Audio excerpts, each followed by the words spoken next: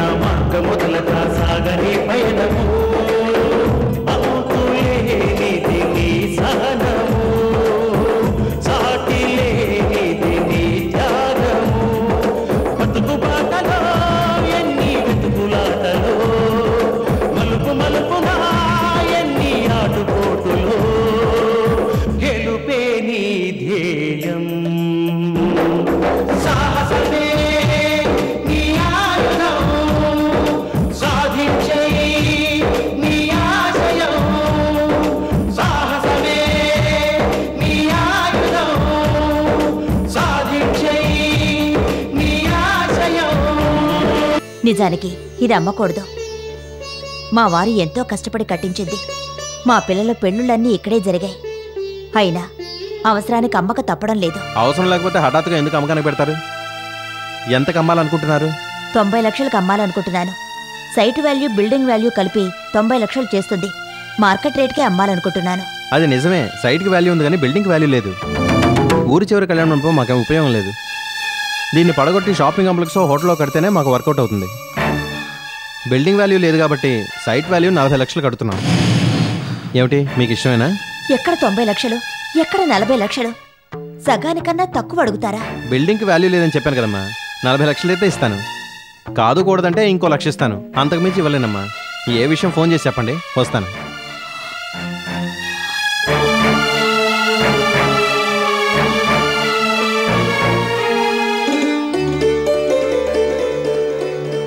నమస్కారం అమ్మా. నమస్కారం అమ్మా. అబ్బులు ఏమిటిలా వచ్చారు? మిమ్మల్ని చూసి వెళ్దామని వచ్చామమ్మా. ఇంతకాలం మేము మిమ్మల్ని పరామర్శించడానికి వస్తే మీ బాధలు రెట్టింపు అవుతాయని రాలేదమ్మా. పోయిన వాళ్ళందరూ మంచోళ్ళు అంటారు, కానీ ఉన్న మీలాంటి మంచోళ్ళ గురించి పట్టించుకునేది ఎవరమ్మా? అబ్బులు మీరంతా బాగున్నారా? ఏం బాగు తల్లి, దేవుడు లాంటి పెరుమాళ్ గారు దేవుడి దగ్గరికి వెళ్ళిపోయిన తర్వాత మేము ఎట్టా బాగుంటాం తల్లి. పెరుమాళ్ గారు మమ్మల్ని పని వాళ్ళగా కాకుండా తన వాళ్ళగా చూసుకునేవారు. మిగతా రైస్ మిల్ వాళ్ళకన్నా మాకు రెట్టింపు జీతాలను ఇచ్చేవారు. అంతేకాదమ్మా, అవసరానికి అడ్వాన్స్ ఇచ్చేవారు, పండగలకి పబ్బాలకి బోనస్లు ఇచ్చేవారు. నిజంగా ఆయన ధర్మరాజమ్మా. పెరుమాళ్ గారు పోయిన తర్వాత రైస్ మిల్లు మూతబడింది. దాన్నే నమ్ముకోనున్న మేమంతా రోడ్డున పడ్డామమ్మా. మాకెక్కడా పని దొరకలేదమ్మా. పూట గడవడమే కష్టంగా ఉంది. మమ్మల్ని మీరే ఆదుకోవాలమ్మా. నేను ఆదుకోవడమా? అవునమ్మా, మళ్ళీ మీరు రైస్ మిల్లు తెరవాలమ్మా. రైస్ మిల్ గురించి నాకేమీ తెలీదే. మీకేం తెలియపోయినా పర్వాలేదమ్మా. మీరు మిల్లు తెరిచి అక్కడ కూర్చుంటే చాలు. ధాన్యం కొనుగోలు, మిల్లు నడపడం, ఖాతాదారులకు బియ్యం వేయడం, అన్ని పనులు మేము చూసుకుంటామమ్మా. అమ్మా, మీ మిల్లునే నమ్ముకున్న వాళ్ళం 10 కుటుంబాల దాకా ఉన్నాయి తల్లి. మాకు ఈ పని తప్పితే మరి ఇంకే పని చేతకాదు తల్లి. అమ్మా, మీకోసం కాకపోయినా మా కోసం అన్నా మళ్ళీ మీరు ఈ మిల్లు తిరిగి ప్రారంభించాలి తల్లి. పస్తుల బాధ నుంచి మమ్మల్ని గట్టెక్కించండి అమ్మా. అమ్మా, మా కుటుంబాల్లో ఆకలి సావు లేకుండా చూడాల్సిన బాధ్యత మీ మీదే ఉంది తల్లి. వస్తాను తల్లి. వస్తామమ్మా.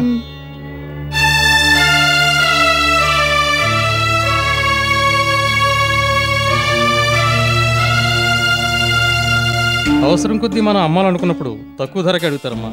అయితే మాత్రం సగానికి సగం అడుగుతారా? అడుగుతారమ్మా. నేను కూడా 2-3 పార్టీలను ట్రై చేశాను. వాళ్ళు కూడా అదే ధరకు అడుగుతున్నారు. మీ పరిస్థితి, ప్రస్తుతం మీ అవసరం ఇక్కడున్న బయ్యర్స్ అందరికీ తెలిసిపోయింది. అందుకే అందరూ కుమ్మక్కై ఒకే రేటు మీద ఉన్నారు. మీ గురించి, మీ ప్రస్తుత పరిస్థితి గురించి తెలియని కొత్త పార్టీ అయితే మీరు అనుకున్న రేటు వస్తుంది. అయితే దానికి కొంచెం టైం పడుతుంది. టైం పడితే ఎలా జగన్ గారు? ఫ్లాట్స్ బుక్ చేసుకున్న వాళ్ళకి నేను వారం రోజులే గడువిచ్చారు.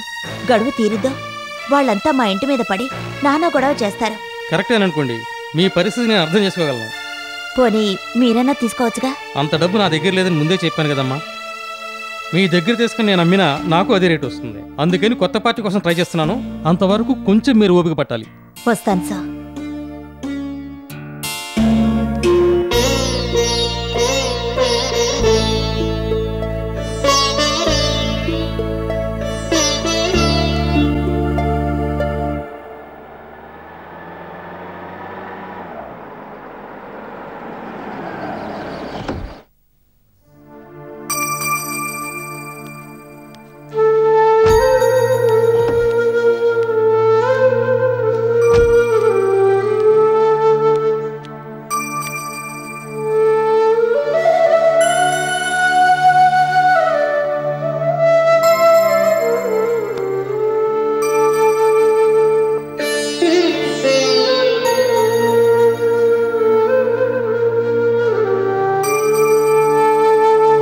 శాంతి, అలా ఉన్నావేమిటమ్మా? వెళ్ళిన పని ఏమైంది? అవసరానికి మనం కళ్యాణ మండపం అమ్ముతున్నట్టు వాళ్లకు తెలిసింది. 90 లక్షల ప్రాపర్టీని 40 లక్షలకు అడుగుతున్నారు. ఆ, ల్యాండ్ వాల్యూయే గాని బిల్డింగ్ వాల్యూ లేదని వంక పెడుతున్నారు. ఎవరైనా కొత్త పార్టీ అయితే మీరన్న రేటు వస్తుందని రియల్ ఎస్టేట్ జగన్ అన్నాడు. 1-2 రోజుల్లో తేలేటట్లేదు. ఏం చేయాలో అర్థం కావడం లేదు. మరి ఇప్పుడేం చేస్తావే? ఫ్లాట్స్ కొనుక్కునే వాళ్ళు వస్తే ఏం సమాధానం చెప్తావు? అసలే వాళ్ళ నోళ్ళు తిన్నవైనవి కావు.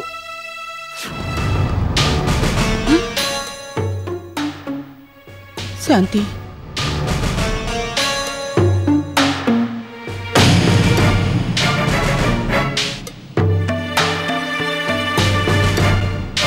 మేడం, ఇవాళ డబ్బు ఇస్తానన్నారుగా? మీరు ఇచ్చిన టైం అయిపోయింది. మా డబ్బు మాకు ఇచ్చి మీ పెద్దరికి నిలబెట్టుకోండి. మీ అందరికీ సెటిల్ చేయడానికి డబ్బు కోసం విశ్వప్రయత్నం చేశాను. కానీ అంటే మాకిప్పుడు ఇచ్చేది లేదా? మళ్ళీ గడువు కావాలా? గడువు లేదు, గిడువు లేదు, మాకు ఇప్పుడు ఇవ్వాల్సిందే. అవును, ఇప్పుడే కావాలి. ఇచ్చేంత వరకు ఇక్కడ నుంచి కదలం. అవును, ఇప్పుడే కావాలి. ఏమిటమ్మా మౌనంగా ఉన్నారు? మాట్లాడరే. చూడండి, మీ డబ్బు ఎగేయాలని గాని వాయిదాల మీద వాయిదాలు వేస్తూ మిమ్మల్ని తిప్పించాలని గాని నేను అనుకోవడం లేదు. మీ సొమ్ము మీకివ్వాల్సిన బాధ్యత నాకొద్ది. మా కళ్యాణ మండపాన్ని అమ్మకానికి పెట్టారు. సరైన రేటు తెగక అమ్ముడు పోలేదు. అందుకని 2 రోజులు ఆగండి. ఏదో విధంగా మీ డబ్బు సర్దుబాటు చేస్తాను. ప్లీజ్.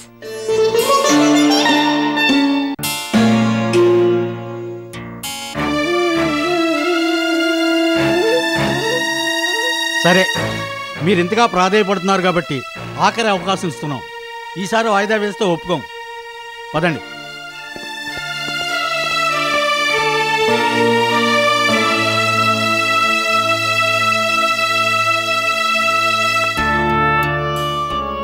అమ్మా, కళ్యాణ మండపం సంగతి తర్వాత చూద్దాం. మన ఆస్తిలో నాకు రావాల్సిన వాటా అమ్మి ఫ్లాట్స్ కొనుక్కున్న వాళ్ళకి డబ్బు తిరిగిచ్చేయమ్మా. ఇందు? అవునమ్మా, నువ్వే అడ్డు చెప్పొద్దు. అడ్డు చెప్పడం కాదమ్మా, నీ వాటా సొమ్ముతో బాకీలు తీర్చమంటున్నా. నీ వాటా ప్రాపర్టీని కూడా అమ్మకానికి పెట్టాలిగా. ఈ బాకీల గురించి నీ వాటా అమ్మడం దేనికి గాని కళ్యాణ మండపమే అమ్ముదామమ్మా. అమ్మా, మనం అనుకున్న రేటు రానప్పుడు అమ్మి ప్రయోజనం ఉంది. ఇప్పుడు ఈ ప్రాబ్లం ఎలా సాల్వ్ చేయగలం? వేరే ఏదైనా మార్గం ఉందేమో ఆలోచిద్దాం. అమ్మా, నాకు ఆలోచన వచ్చింది. ఏంటమ్మా? నాయుడు గారిని అప్పడుగుదావా? అవునమ్మా, నాయుడు గారిని అడుగుదాం. యమునమ్మ చేత చెప్పిద్దాం. వద్దు, ఎవరిని యాచించక్కర్లేదా? వాళ్లేం పరాయవాళ్లు కాదుగా, మనకి బాగా కావలసిన వాళ్లేగా. అడిగితే తప్పకుండా సహాయం చేస్తారు. ఇదో ఇంకేం మాట్లాడద్దు. వినోద్, బాలాజీ,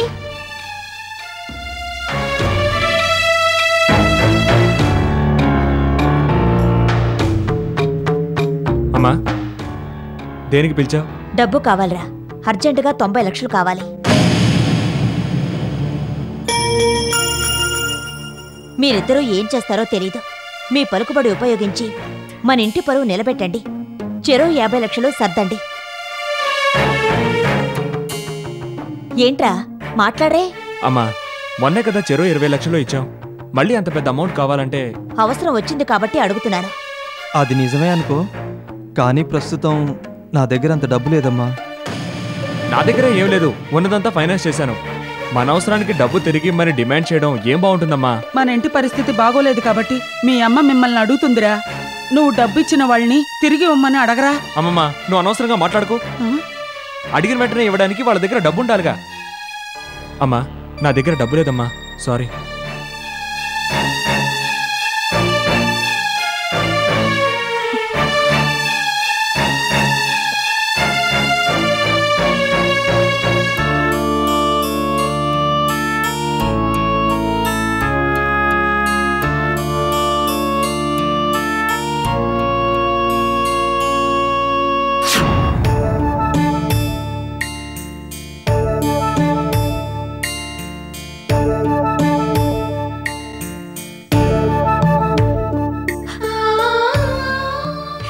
ఏమండి, మీరెక్కడో అజ్ఞాతంలో ఉన్నారు. రావాలనుకున్నా మీరు రాలేని పరిస్థితి. చూడాలనుకున్నా మిమ్మల్ని చూడలేనిది మా దుస్థితి.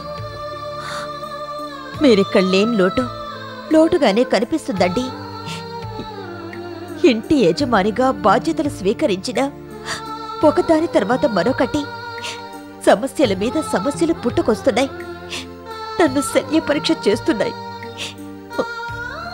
ఇక్కడ పరిస్థితులు నా శక్తికి మించిపోతున్నాయి. అమ్మా, అన్నయ్య తమ్ముడు డబ్బు సర్దుబాటు చేయలేమన్నారు. పరిస్థితి పీకల దాకా వచ్చింది. నాకు తెలియక అడుగుతాను, నాయుడు గారిని అడుగుదామంటే నువ్వెందుకు వద్దంటున్నావు? ఇష్టపడకపోవడానికి కారణం ఏమైనా ఉందా? అబ్బే, అదేం లేదమ్మా. అవసరానికి అడగడం తప్పేం కాదు కదమ్మా. తెలియని వాళ్ళ దగ్గర అడగడం కన్నా మనకి బాగా తెలిసిన నాయుడు గారిని అడగచ్చుగా. మనమంటే ఏమిటో ఆయనకి తెలుసు. సన్నిహిత సంబంధాలున్నాయి. పైగా డబ్బు సర్దుబాటు చేయగలే సమర్థుడు. ఊరికే అడగొద్దు, మన ప్రాపర్టీ హామీ మీద అప్పడుగుదాం. ఇందులో తప్పే ఉంది, చిన్నతనం ఏముంది? అమ్మా, ఎన్నో విషయాల్లో నువ్వు నా సలహా అడిగావు, నేను చెప్పినట్టు చేసావు. కానీ ఈ విషయంలో నా మాట ఎందుకు కాదంటున్నావు? కనీసం కారణమైనా చెప్పమ్మా. ఆ నాయుడు యమునే నిన్ను కన్నవాళ్ళని నీకెలా చెప్పను? నిన్ను వెంట పెట్టుకుని వెళ్ళి వాళ్ళని ఎలా అప్పడగను? అమ్మా, అనవసరంగా ఆలోచించకుండా, నేనన్నదానికి అడ్డు చెప్పకుండా నాతో రా. రామ్మా.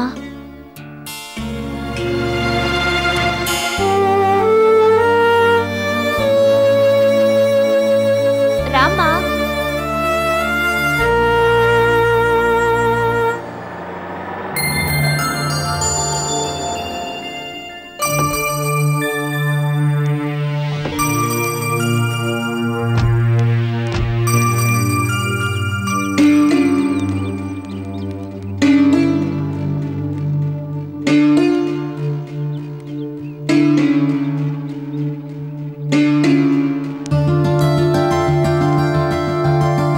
అమ్మా, అమ్మా, అమ్మా,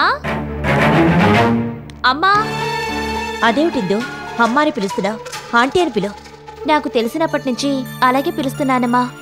అయినా అమ్మాని పిలిస్తే తప్పే ఉంది? అమ్మా, అమ్మా.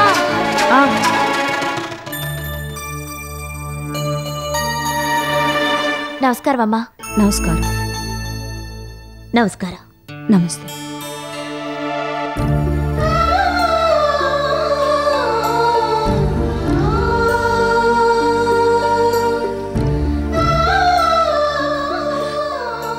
ఇందు,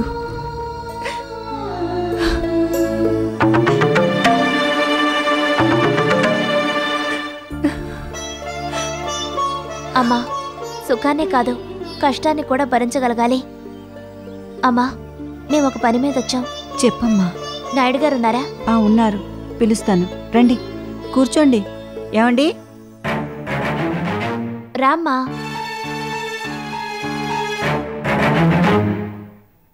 రా, కూర్చోమ్మా.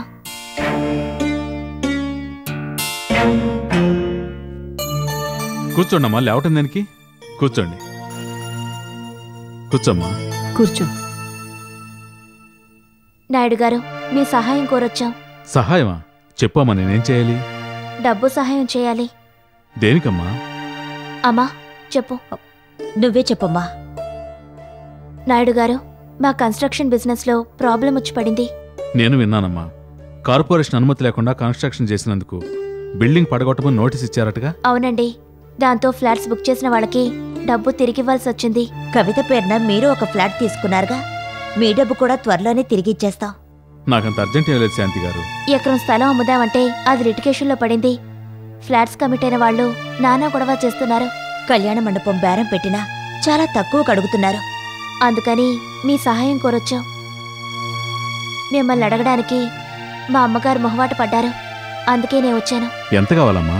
90 లక్షలు.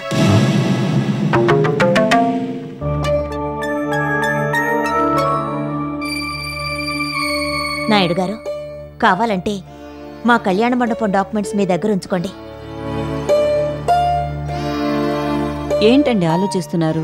వాళ్ళు ఎప్పుడైనా నోరు తెరిచి అడిగారా? ఏదో తప్పనిసరి పరిస్థితిలో వచ్చి అడిగారు. మీరు ఇంకేం ఆలోచించకుండా వాళ్ళు అడిగిన డబ్బు ఎలా అయినా సర్దుబాటు చేయండి. నా దగ్గర డబ్బుంటే ఎంతసేపు ఆలోచించడం దానికి? శాంతి గారు, ప్రస్తుతం నా దగ్గర అంత డబ్బు లేదు. ఉన్నదంతా అనాథాశ్రమానికి ఖర్చు పెట్టేశాను. ఏనాడు అడగని మీరు నా సహాయం కోరిచ్చారు కాబట్టి మాట సహాయం చేస్తాను. నేను మీకు హామీ ఉండి నాకు తెలిసిన సేటు దగ్గర డబ్బు ఇప్పిస్తాను. నెల నెలా వడ్డీ చెల్లిస్తే చాలు. మీకు డబ్బు ఎప్పుడు అందుతుందో అప్పుడు ఆ అప్పు తీర్చండి. Thanks uncle. మనలో మనకి థ్యాంక్స్ ఎందుకమ్మా? శాంతి గారు, నేనిప్పుడు బయటికి వెళ్తున్నాను. దారిలో ఆ సేటుని కలిసి విషయం చెప్తాను. మీ పని అయినట్టే అనుకోండి. వస్తానమ్మా. అమ్మా, మీరు చేసిన సహాయానికి చాలా థ్యాంక్స్ అమ్మా. నువ్వు మాకు చేసిన సహాయానికన్నా ఇదేం పెద్దది కాదమ్మా. ఇందు వెళ్దావా? శాంతి గారు, ఏం తీసుకోకుండానే వెళ్ళిపోతారా? కూర్చోండి. ఇప్పుడేం వద్దండి, అవతల మాకు చాలా పనులున్నాయి. వస్తానండి. వస్తానమ్మా. శాంతి గారు, ఒక్క నిమిషం. ఇలా అంటున్నా నేనేమనుకోవద్దు. చిన్న వయసులోనే ఇందుకు రాకూడన కష్టం వచ్చింది. సాంప్రదాయాలు కట్టుబాట్లను చూసుకోకుండా ఇందుకు రెండో పెళ్లి చేయండి.